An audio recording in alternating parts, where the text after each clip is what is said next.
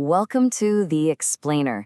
Today, we're going to dive into the Aymara language, which has been spoken for thousands of years in the Andes Mountains. And what's so fascinating is that a language isn't just a bunch of words, right? It's a totally different way of seeing the world, a whole philosophy. And the Aymara philosophy is, well, it's pretty incredible. So let's start with a question to get our heads around this. How much meaning can you really pack into just one single word? I mean, think about a sentence in English like, "It is always for the benefit of those who have houses." That takes 12 words to get the point across. But what if you could say all of that in just one? Well, in Aymara, you can. Let's build it together. We start with the root word uta, which just means house. Simple enough. Now we start adding little pieces or suffixes. Add ni and you get utani, which means to have a house. Okay, now add nanaka to make it plural, so for those who have houses.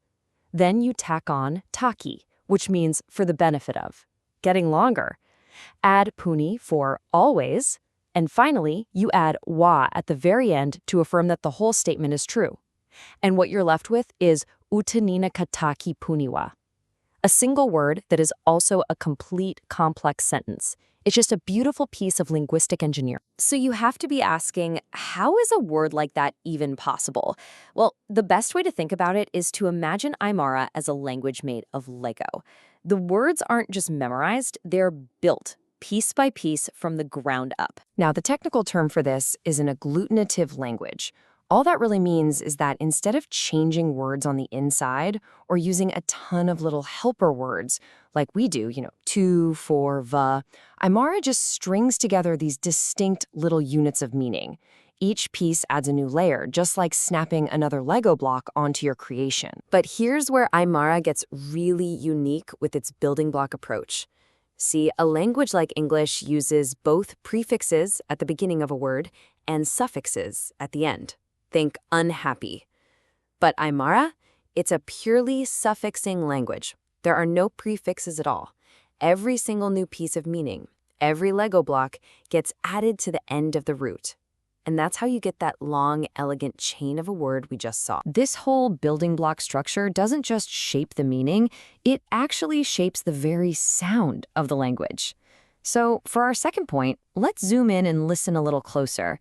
What is it that makes Aymara sound so distinctive? Surprisingly, it all starts with simplicity. While English and Spanish get by with 5 vowels, A, E, I, O, U, Aymara basically functions with just 3, A, E, and U. That's it. It's a super efficient system when it comes to vowels. But don't let those simple vowels fool you, because the real complexity, and you could say the music of the language, is all in the consonants. This is where tiny, subtle differences in pronunciation create entirely different words. Take the sound P. In Aymara, it comes in 3 distinct flavors. The word PC with a simple P means less. But if you add a tiny little puff of air when you say it, an aspiration, it becomes sisi, which means cat. Less, cat.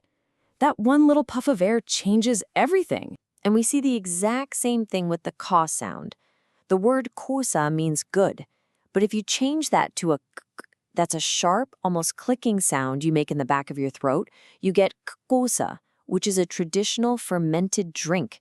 So you go from good to booze just by making a tiny shift in sound. These distinctions aren't just minor details. They are absolutely fundamental to speaking and understanding Aymara. Okay, so we've got the building blocks and we've got the sounds. Now let's explore how that structure actually reflects a really unique way of thinking. This brings us to the pronouns and a very, very different idea of what we means. I want you to think about our most basic pronouns. I, you, he, she, right? First, second, and third person.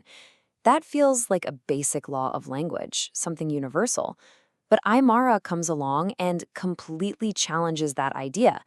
It doesn't have 3 grammatical persons. It has 4. So the first 3 look pretty familiar. Naya is I, Juma is you, and Jupa is he or she.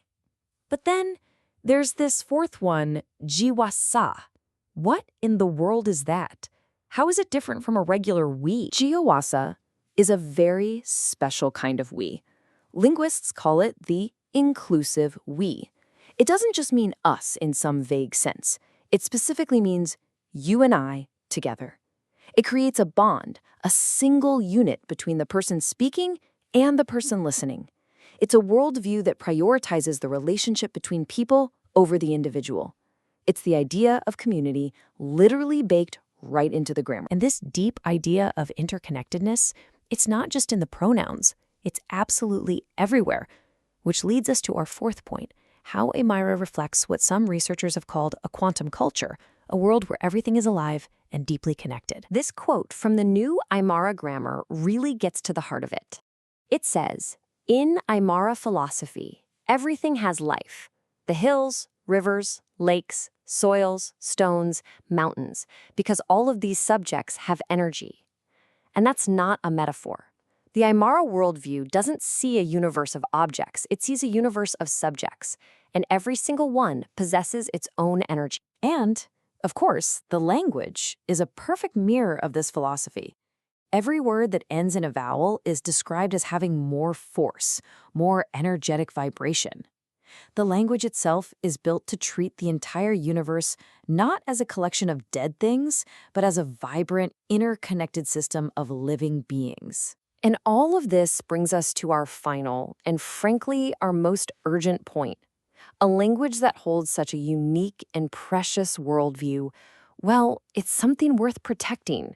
And today, there is a dedicated fight to make sure that Aymara survives and thrives. Now, while there are over 1 million Aymara speakers, the language is still in a vulnerable spot. Data from the 2001 Bolivian census showed they made up just under 19% of the population.